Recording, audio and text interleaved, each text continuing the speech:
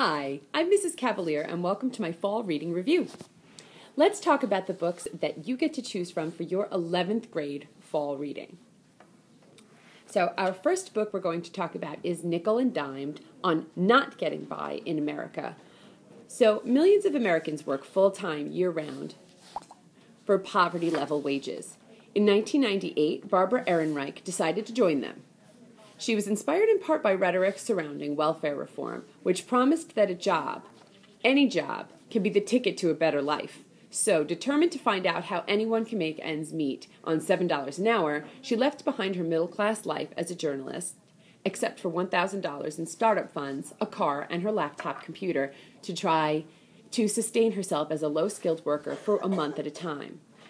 In 1999 and 2000, Ehrenreich worked as a waitress in Key West, Florida, as a cleaning woman and a nursing home aide in Portland, Maine, and in a Walmart in Minneapolis, Minnesota. During the application process, she faced routine drug tests and spurious personality tests. Once on the job, she endured constant surveillance and numbing harangues over infractions like serving a second roll in butter. So, beset by transportation costs and high rents, she learned the tricks of the trade from her coworkers, some of whom sleep in their cars, and many of whom work when they are vexed by arthritis, back pain, or worse, yet still manage small gestures of kindness. Despite the advantages of her race, education, good health, and lack of children, Ehrenreich's income barely covered her month's expenses, in only one instance when she worked 7 days a week at 2 jobs, one of which provided meals, during the off-season in a vacation town. Delivering a fast read that's both sobering and sassy, she gives readers pause about those caught in the economy's undertow, even in good times. So I just wanted to read an excerpt from this book. It's from Chapter 1, which is called Serving in Florida. It says, mostly out of laziness, I decide to start my low-wage life in the town nearest to where I actually live, Key West, Florida, which, with a population of about 25,000, is elbowing its way up to the status of a genuine city. The downside of familiarity, I soon realize, is that it's not easy to go from being a consumer, thoughtlessly throwing money around in exchange for groceries and movies and gas, to being a worker in the very same place. I'm terrified, especially at the beginning, of being recognized by some friendly business owner or erstwhile neighbor and having to stammer out some explanation of my project. Happily, though, my fears turn out to be entirely unwarranted. During a month of poverty and toil, no one recognizes my face or my name, which goes unnoticed and, for the most part, unuttered. In this parallel universe where my father never got out of the mines and I never got through college, I am baby, honey, blondie, and most commonly, girl. My first task is to find a place to live. I figure that if I can earn $7 an hour, which, from the want ads, seems doable, I can afford to spend $500 on rent, or maybe, with severe economies, $600, and still have $400 or $500 left over for food and gas. In the Key West area, this pretty much confines me to flop houses and trailer homes, like the one, a pleasing 15-minute drive from town that has no air conditioning, no screens, no fans, no television, and by way of diversion, only the challenge of evading the landlord's Doberman Pinscher. The big problem with this place, though, is the rent, which is $675 a month, and it's well beyond my reach. All right, Key West is expensive, but so is New York City, or the Bay Area, or Jackson, Wyoming, or Boston, or any other place where tourists and the wealthy compete for living space with the people who clean their toilets and fry their hash browns. Still, it is a shock to realize that trailer trash has become, for me, a demographic category to aspire to. So that is Nickel and Dimed. So the next book I'm going to talk to you about is The Johnstone Flood, which is by Mark McCullough. It's the stunning story of one of America's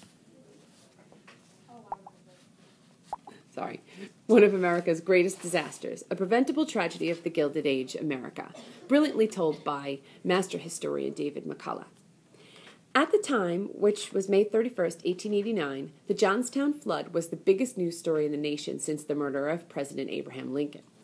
A total of 2,209 residents perished when the South Fork Fishing and Hunting Club dam broke.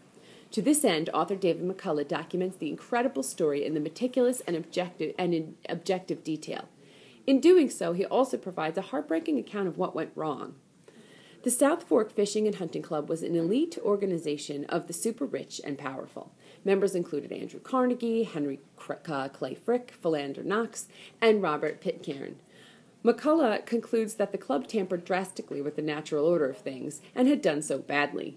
Moreover, the club ravaged most of the mountain country's protective timber, which caused dangerous flash runoff following mountain storms. They obstructed and diminished the capacity of the rivers, and they bungled the repair and maintenance of the dam. So, from the book, perhaps worst of all, they had failed, out of indifference mostly, to comprehend the possible consequences of what they were doing, and particularly what those consequences might be should nature happen to behave in anything but the normal fashion, which, according to McCullough, was exactly what was to be expected of nature. At the time, the New York Times concluded that the cause of the flood was an engineering crime, that the dam was of inferior construction. Other publications reported the nation simmered with deep-seated resentment of the rich. On a positive note, the help and aid to Johnstown was the greatest outpouring of charity that the nation had ever seen. Additionally, the doctors, nurses, and sanitation crews did a spectacular job of preventing a typhoid epidemic. And finally, the author does not fail to report the countless others who went beyond the call of duty to perform tremendous acts of bravery, which I think we know a little bit about, being that we lived in New York during Superstorm Sandy, and, we've seen people go to other people's aid. Unfortunately, the club members were never held accountable and were disgustingly stingy with disaster funding. So that is The Johnstown Flood by David McCullough. So the next book we're going to talk about is The Princess Bride, which most of you know as a film, but the book is really something else. So a few words to describe what you'll get if you read this book: fencing, fighting, torture, poison, true love, hate, revenge, giants, hunters, bad men, good men, beautiful ladies, snakes, spiders, beasts of all natures and descriptions, pain, death, brave men, cowardly men, strong men, chases, escapes, lies, truths, passion, miracles. It's great literature. There's not a whole lot that's not in this novel, obviously. It succeeds at being maybe the funniest, most satisfying stories yet written. Plus, the novel contains startling depth. The writing of the novel is so good. The prose is smooth, it's light, it really is very conversational, and wordplay all over this novel. It also serves as a satire of adventure and fantasy novels of the past and comments on the differences between fantasy and reality. The structure of the novel, it's a really funny first chapter. There's flashbacks, the author commentary, serves to frame those bits of insight Goldman is trying to get across. Consider the line, "Life isn't fair. It's just fairer than death. That's all." There's a lot in those words, and throughout the story, Goldman hammers home real truths about the nature of pain, death, and grief. And yet, paradoxically, out of those truths, The Princess Bride emerges as a story to give its reader reaffirmation in the greatness of life. So now I'm going to read you a little excerpt from The Princess Bride. Buttercup, of course, at 15 knew none of this, and if she had, would have found it totally unfathomable. How could someone care if she were the most beautiful woman in the world or not? What difference could it have made if you were only the third most beautiful? Or the sixth? Buttercup, at this time, was nowhere near that high, being barely in the top 20, and that primarily on potential, certainly not on any particular care she took of herself. She hated to wash her face, she loathed the area behind her ears, she was sick of combing her hair, and did so as little as possible. What she liked to do, preferred above all else really, was to ride her horse and taunt the farm boy. The horse's name was Horse. Buttercup was never long on imagination, and it came when she called it, went when she steered it, did what she told it. The farm boy did what she told him to. Actually, he was more of a young man now, but he had been a farm boy. When, orphaned, he had come to work for her father, and Buttercup referred to him that way still. "Farm boy, fetch me this. Get me that, farm boy. Quickly, lazy thing. Trot now, or I'll tell father." Of course, he would say, "As you wish." And again, that's The Princess Bride. It's just a great novel. And so our last book is On a Pale Horse by Piers Anthony. So, On a Pale Horse is the first novel in the Incarnations of Immortality series, which describes the adventures of ordinary people cast into the personified roles of death, time, fate, nature, war, evil, and good. So this first book is the most self-contained, however, and can be enjoyed fully without committing to the entire series, which is a total of 7 books. So Zane is our main guy. He's a desperate young man. He's lonely, poor, and distressed, and he seeks refuge from his mistakes in death. But when he tries to kill himself, he ends up murdering Death instead and is forced to assume his office, collecting the souls of other mortals who die with no strong orientation to good or evil. So his office, killing people and sending them to heaven or hell, disturbs him at first, but he begins to realize that death is a necessary part of life and that he can ease his client's passage. In the course of his duties, he meets and falls in love with a young woman, Luna, who he learns is instrumental to foiling a plot masterminded by Satan. To save the woman he loves, and also the world as he knows it, he must harness the full power of his office.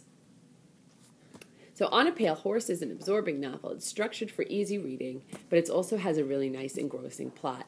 It offers slick, smart alternative reality and an interesting perspective on ideas, such as good and evil and death. So it really is a great read. So that's it. I hope you enjoyed my presentation. If you're interested in following what I happen to be reading this summer, you can check out our library's Instagram page, which is @library_NHS, or you can follow our Twitter account, which is @NHSLIB. So have a great summer. Bye.